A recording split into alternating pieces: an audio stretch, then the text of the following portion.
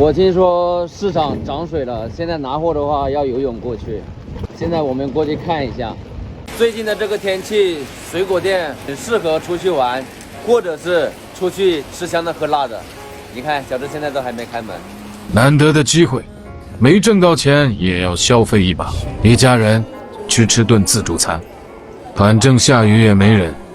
吃完再回去开店。哇，这么多品种！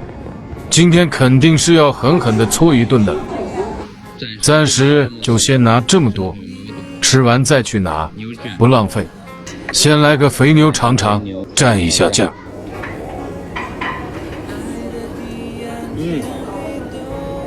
哇，爽！你们看我们家3个宝贝吃得多幸福呀！吃饱了玩好了，回去搬砖了。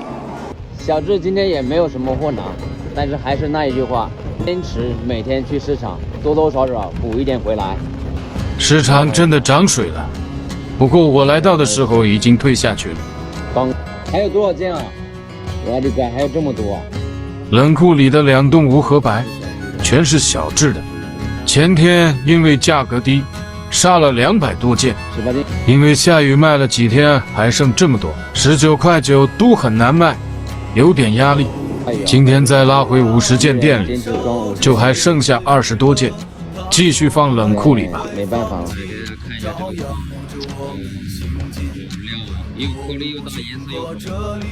不好意思啦，兄弟姐妹们，今天这么下大雨，又是满满的一收。你看，回家了，今天满载而归，已经回来了。这样的天气不知道能卖多少，拭目以待吧。看一下呗，这么下雨天。